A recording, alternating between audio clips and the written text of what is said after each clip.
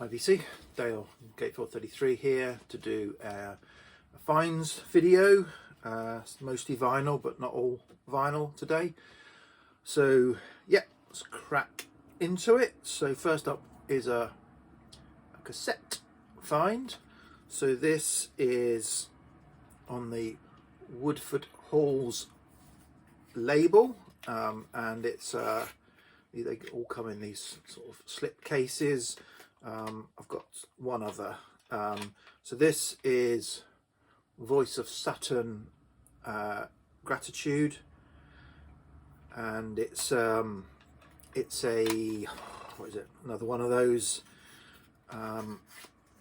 ambient synthy, droney, analog synth type things that I seem to be down at the moment. And this is yeah, it's kind of its mood is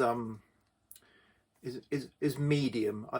I tend to sort of treat these as, is it dark, is it light, or is it a kind of mixture? This is in the mixture, more towards the light than dark, although it does yeah, so it does mix about. So yeah, tendency, I don't know where I go, depending on the time of year. Do I want a lighter mood or a darker mood? That's just how my brain works. Okay, next up, some CDs, a couple of comps. First up, so here is the Country Funk 3, so the third compilation of various artists, country funk, that Light in the Attic have put out. Came out a few months ago, and I have the other two country funk comps on CD. This is Country Funk 1975 to 1982.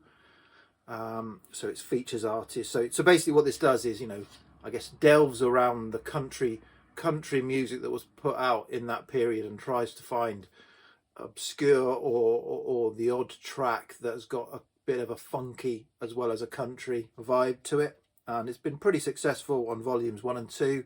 So it features artists that you wouldn't say were funk artists, like JJ Cale, Conway Twitty, Jerry Reed, Dolly Parton, Billy Swan, Tony Joe White. Well, Tony Joe White gets a bit funky ordinarily.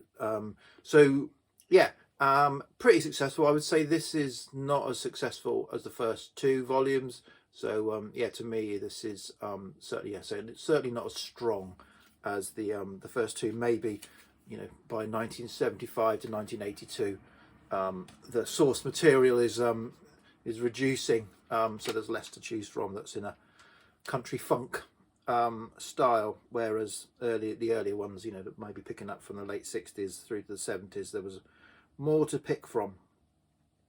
Next up is another comp. This is Psychedelic Soul, produced by Norman Whitfield. So this is a comp that Bob Stanley has put together for Ace Records. He put, I think he put it, another one on Tom Bell. So sort of tracks that Tom Bell had produced. This is tracks that Norman Whitfield has produced. So it's got some good stuff on it. Some stuff fairly well known, some stuff a bit more obscure. So it's got Marvin Gaye, Temptations, Undisputed Truth, Rose Royce, David Ruffin, Willie Hutch, Junior Walker on it. But yeah, really enjoyed this. Great comp. And then finally, an actual album. This album's been at the top or near the top of my wants list for a number of years now, and I seem to have no chance of getting hold of a vinyl copy. So vinyl copies. So this is George Ben, Forza Bruta.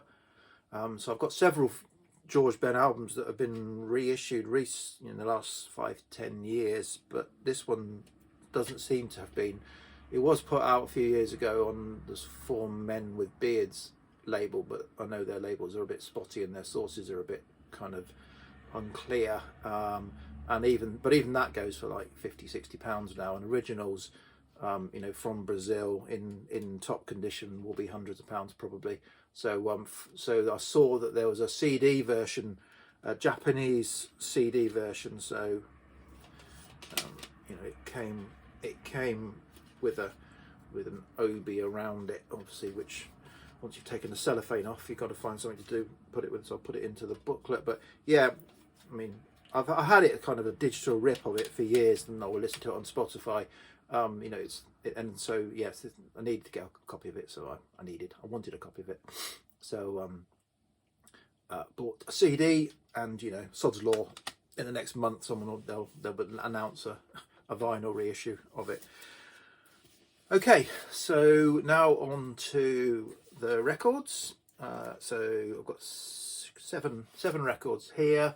First up is a charity shop find, although it was pretty much near mint from a charity shop. The only thing holding it back is it was in the shrink, horrible shrink, so I've ripped that off so that you can see the proper artwork. Yeah, so this is David Rawlings' album, and it's David Rawlings sort of taking lead on this with so David Rawlings is the partner of Gillian Welch. Gillian Welch, sort of also a renowned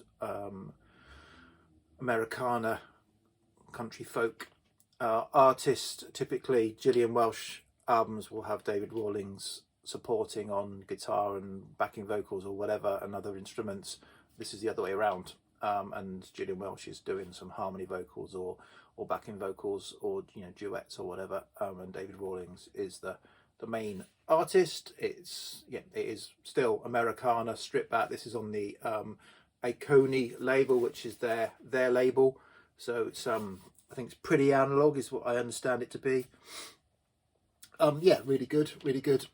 Just great. So this was not a £1 charity shop find. You know, this is from Oxfam, so you pay the kind of going rate. So I kind of paid the going rate for this, really, or slightly below the going rate for this. You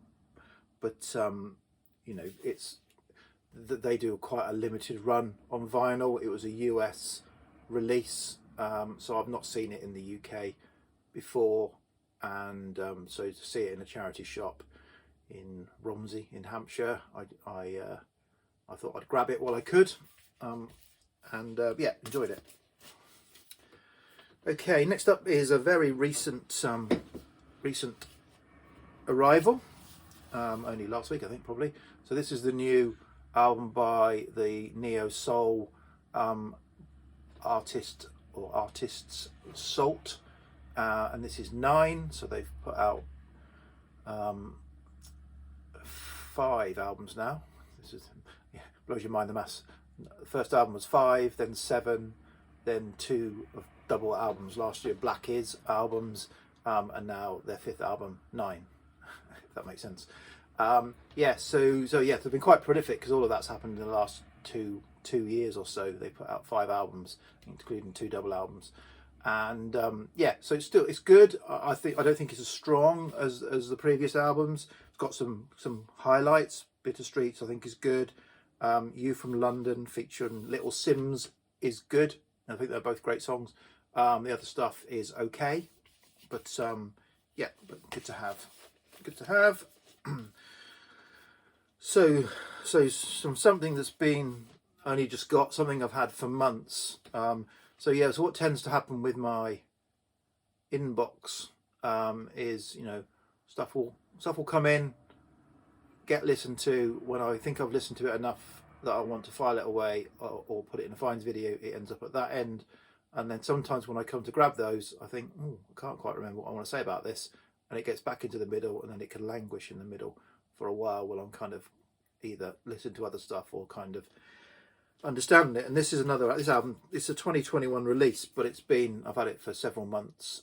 This is Triptides, and it's neo-psych, pop psych, jangle, quite summery. So I thought I better get it listened to again and listed before and filed before the summer goes and we get into the winter, because I probably won't be inclined to listen to this in the winter. But yeah, really good. So I think it might be my 4th album by Triptides, and the previous 3, or certainly 2 or 3, were on a French label. So I just assumed these were French or European neo-psych band, but actually they're from the US. and this is on a US label. But yeah, really good, really enjoyable. Check them out. I think you can probably check them out on Bandcamp or whatever.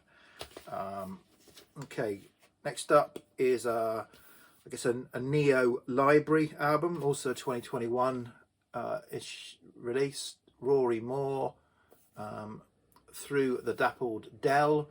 So yeah, so Rory Moore on it says Lowry DSO organ / electric piano. So there's plenty of organ and piano driving this, with lots of other instrumentation, some brass going on as well. So this is a library style album of instrumental music, done in that kind of classic library style. The mood of this tends to be lighter rather than dark, which is good. So it's good to have this as a lighter mood. Can continue that theme. Next up, another album that's been in the inbox for quite a while. This is a reissue of a 67 album that came out again this year on B with the label that I get virtually everything they do.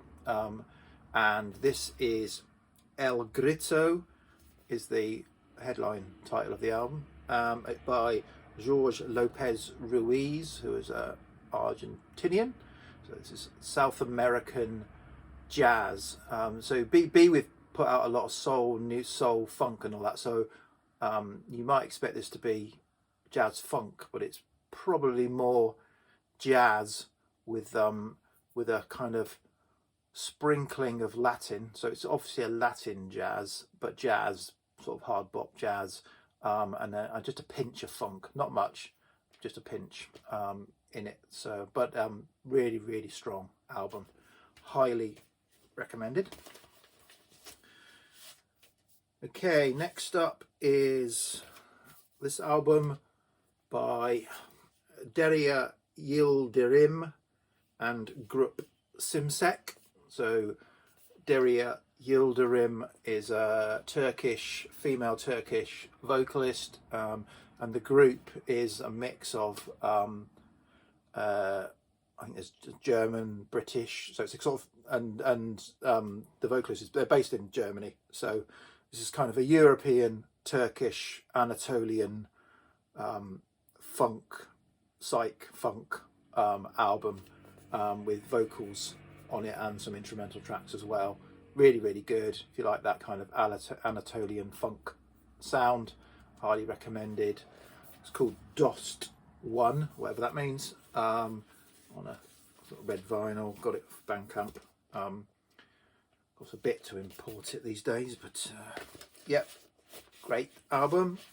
And then finally is another album that's been in the inbox for a while.